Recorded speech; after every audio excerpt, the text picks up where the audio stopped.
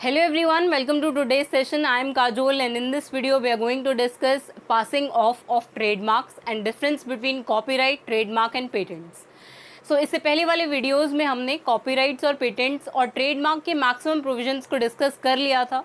तो अब इस वीडियो में हम remaining portion of trademark that is passing of को डिस्कस करेंगे और यहाँ पे इंटेलेक्चुअल प्रॉपर्टी राइट्स का last topic difference between copyright, trademarks and patents को डिस्कस करेंगे। So let's get started.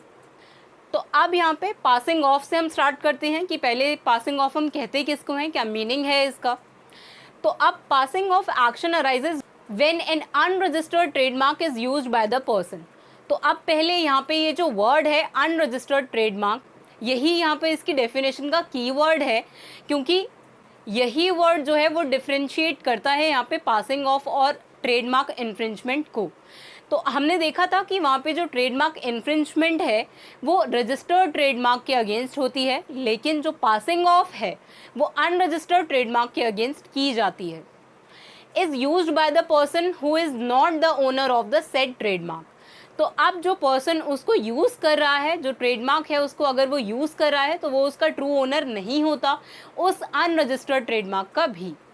तो इसीलिए इस केस में यहाँ पे ये लिखा है कि अब वो पर्सन जो है वो यूज़ कर लेता है उस अनरजिस्टर्ड ट्रेडमार्क को जो कि उसका ओनर नहीं है, और वो अपने गुड्स एंड सर्विसेज के लिए बिना ट्रेडमार्क ओनर की परमिशन के उनको यूज़ कर रहा है, उस अनरजिस्टर्ड ट्रेडमार्क को यूज़ कर रहा है।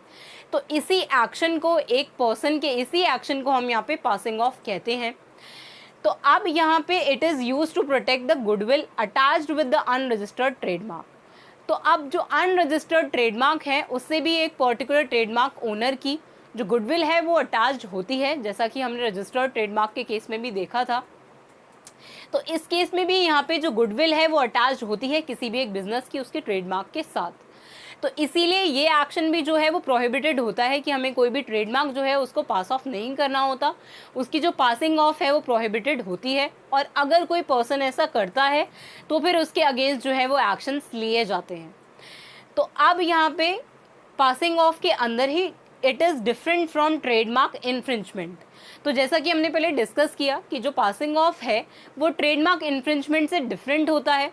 वो कैसे, हमने पहले देखा था कि लेट्स से ये पर्सन जो है वो ट्रेडमार्क इन्फ्रिंजमेंट कर रहा है। तो इस केस में ये कंडीशन होती है कि जिस ट्रेडमार्क के अगेंस्ट वो कुछ इन्फ्रिंजमेंट कर रहा है तो वो इन्फ्रिंजमेंट जो है वो रजिस्टर्ड ट्रेडमार्क के अगेंस्ट होती है। लेकिन अब जो पासिंग ऑफ है वो एक्चुअली अनरजिस्टर्ड ट्रेडमार्क के अगेंस्ट की जाती है। मतलब इस केस में भी सेम है कि ये पर्सन जो है वो ट्रेडमार्क जो है वो अपने गुड्स एंड सर्विसेज के लिए प्रोड्यूस कर रहा है, लेकिन अब वो अनरजिस्टर्ड ट्रेडमार्क के अगेंस्ट ऐसा कर रहा है। इस केस में भी यहाँ पे हम इसको पासिंग ऑफ बोलते हैं। तो यही इन दोनों के बीच का डिफरेंस है कि यहाँ पे ट्रेडमार्क इन्फ्रिंजमेंट जो है वो डिफरेंट है पासिंग ऑफ से। इन्फ्रिंजमेंट होती है रजिस्टर्ड ट्रेडमार्क के अगेंस्ट और यहाँ पे पासिंग ऑफ होती है अनरजिस्टर्ड ट्रेडमार्क के अगेंस्ट। लेकिन अब दोनों ही जो एक्टिविटीज़ हैं वो प्रोहिबिटेड होती हैं। क्यों? क्योंकि अब ये जो पर्सन है वो अनऑथोराइज यूज़ कर रहा है वहाँ पर ट्रेडमार्क्स का, क्योंकि अब यहाँ पे जो रजिस्टर्ड ट्रेडमार्क है उससे किसी भी बिजनेस की जो गुडविल है वो अटैच्ड होती है, तो उसको यहाँ पे उसका अनफेयर यूज़ करना यहाँ पे प्रोहिबिटेड होता है उस ट्रेडमार्क का। तो इसीलिए यहाँ पे trademark infringement and passing of जो है वो दोनों ही प्रोहिबिटेड होते हैं। नेक्स्ट है यहाँ पे मिस रिप्रेजेंटेशन। तो अगर कोई भी पर्सन जो है, अगर लेट्स से ये पर्सन है और वो कुछ मिस रिप्रेजेंटेशन कर रहा है, कुछ डिसेप्टिवली यूज़ कर रहा है वहाँ पर गुड्स एंड सर्विसेज को वो पर्टिकुलर ट्रेडमार्क का यूज़ करके जो कि अनरजिस्टर्ड है, तो भी उस केस में हम उसको कहते हैं कि वहाँ पे ये पर्सन जो है उसने यहाँ पे पासिंग ऑफ किया है उस ट्रेडमार्क का। नेक्स्ट है यहाँ पे causes harm to a business और goodwill of the trade by whom the action is brought. तो अब ये पर्सन जो है अगर वो ऐसा एक्शन परफॉर्म कर रहा है जिससे किसी भी बिजनेस की या फिर गुडविल की उस प्रोडक्ट के उसको कोई फ़र्क पड़ रहा है, उसको कोई हार्म हो रहा है, तो फिर उस पर्सन को हम बोलेंगे कि उसने पासिंग ऑफ ट्रेडमार्क जो है वो किया है। तो इसीलिए इस केस में भी यहाँ पर ये पर्सन जो है अगर वो डिसेप्टिवली यूज़ करता है, एडवर्टीज़मेंट के लिए यूज़ करता है, डिसेप्टिव एडवर्टीज़मेंट के लिए, तो भी इसको हम पासिंग ऑफ ही बोलेंगे। यहाँ पे इसने एक पर्टिकुलर अनरजिस्टर्ड ट्रेडमार्क ओनर की जो गुडविल है उसको इफेक्ट किया है, उसको हार्म किया है। तो इसीलिए अब यहाँ पे पासिंग ऑफ जो है वो डिफरेंट होता है ट्रेडमार्क इन्फ्रिंजमेंट से भी, पर दोनों ही जो एक्टिविटीज़ हैं वो प्रोहिबिटेड होती हैं। तो अब आई होप आप यहाँ पे पासिंग ऑफ अंडर ट्रेडमार्क्स को समझ गए होंगे। तो अब नेक्स्ट हम यहाँ पे इंटेलेक्चुअल प्रॉपर्टी राइट्स का लास्ट टॉपिक डिस्कस करेंगे, that is difference between copyright, trademarks and patents. तो अब यहाँ पे फर्स्ट बेसिस ऑफ डिफरेंस है हु इट सर्व्स। तो अब कॉपीराइट जो है वो किसको सर्व करता है, तो यहाँ पे कॉपीराइट जो है, जो हमने पहले भी डिस्कस किया था, वो ऑथर्स को सर्व करता है। यहाँ पर लेट्स से अगर कोई बुक है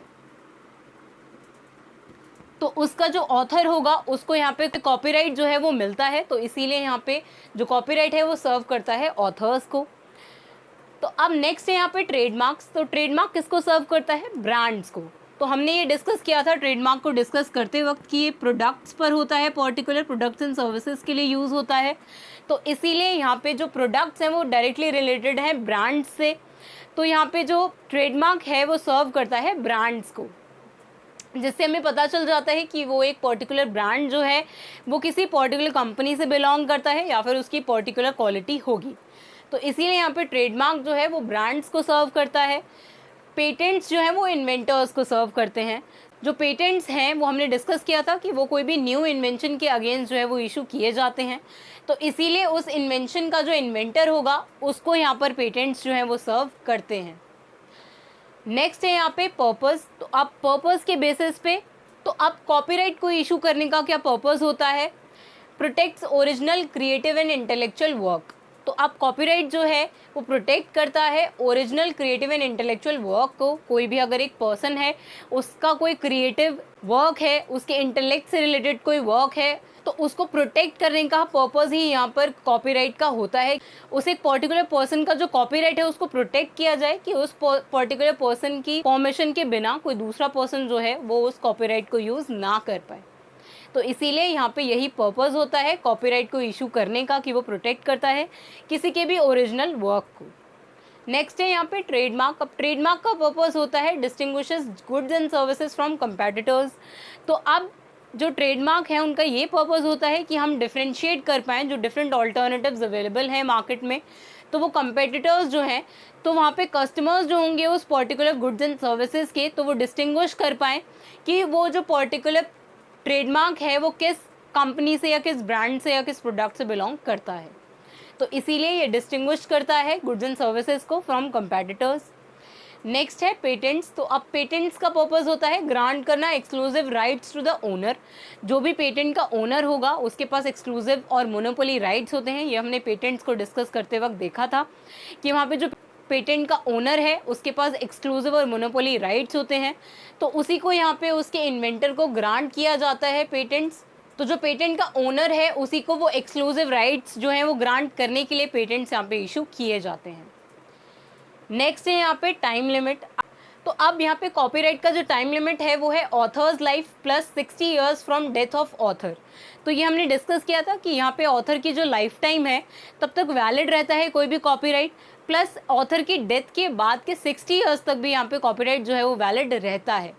तो इसमें हमने 3-4 डिफरेंट केसेस डिस्कस किए थे, जिसमें ये केस था कि यहाँ पे अगर ऑथर जो है वो अननोन है, एनोनिमस है, तो उस केस में यहाँ पे हम ऑथर्स लाइफ जो है वो डिटरमाइन नहीं कर सकते।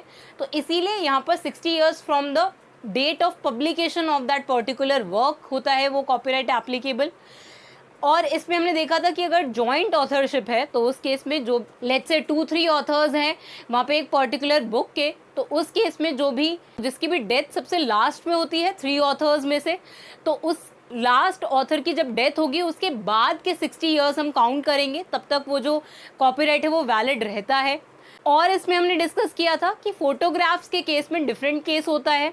फोटोग्राफ्स के केस में वहाँ पे जिस दिन से वो फोटोग्राफ पब्लिश हुई होती है उस दिन के बाद के 60 ईयर्स हम काउंट करते हैं, तब तक हम उस फोटोग्राफ का जो कॉपीराइट है उसको एप्लीकेबल मानते हैं। तो यही टाइम लिमिट थी यहाँ पे कॉपीराइट के केस में। तो अब यहाँ पे ट्रेडमार्क के केस में ये डिफरेंट होता है, सबसे कम टाइम लिमिट होता है यहाँ पर ट्रेडमार्क का, वो एप्लीकेबल होता है 10 ईयर्स तक। उसके बाद आपको इसे रिन्यू करवाना होता है और उसके बाद इसको आप फिर से यूज़ कर सकते हैं एज ट्रेडमार्क।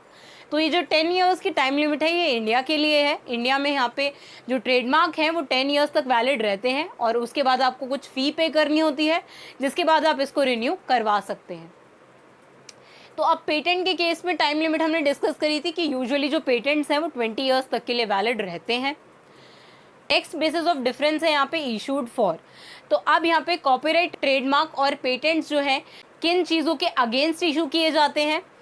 तो जो कॉपीराइट है वो music, artistic work, photography, literary work के अगेंस्ट जो है वो इशू किए जाते हैं, जो हमने पहले भी डिस्कस किया था। कोई भी बुक के ऑथर है तो उसके अगेंस्ट इशू किया जा सकता है कॉपीराइट। तो अब ट्रेडमार्क के केस में ट्रेडमार्क जो है वो इशू होता है, कोई भी वर्ड हो सकता है, स्लोगन्स हो सकते हैं, लोगोस हो सकते हैं, कोई भी प्रोडक्ट की शेप हो सकती है। तो ट्रेडमार्क जो है वो इन चीज़ों के अगेंस्ट इशू किए जा सकते हैं। नेक्स्ट, पेटेंट्स जो है वो किन चीज़ों के अगेंस्ट हो सकते हैं, मेडिकल डिवाइसेस या फिर टेक्नोलॉजिकल डिवाइसेस, कोई भी एडवांसमेंट हो रहा है, जिसमें हमने वेरियस केस लॉज देखे थे कि वहाँ पर मेडिसिनल यूज़ के लिए, जिसमें हमने नेटको फार्मा का एग्जांपल देखा था। तो इसीलिए वहाँ पे जो मेडिकल डिवाइसेस हैं, अगर उनमें कोई एडवांसमेंट होता है, उनसे रिलेटेड कोई इन्वेंशन होती है, तो उसके अगेंस्ट यहाँ पे पेटेंट्स जो हैं वो इशू किए जाते हैं। तो आई होप आपको यहाँ पर कॉपीराइट, ट्रेडमार्क एंड पेटेंट्स का जो डिफरेंस है उससे आपको ये टर्म्स जो हैं वो अच्छे से समझ में आई होंगी और अब आप इन्हें सही से समझ पा रहे होंगे और डिफ्रेंशिएट भी कर पा रहे होंगे। तो अब इसके नेक्स्ट वीडियो में हम एक फ्रेश एक्ट से स्टार्ट करेंगे। So see you in the next video. Thank you.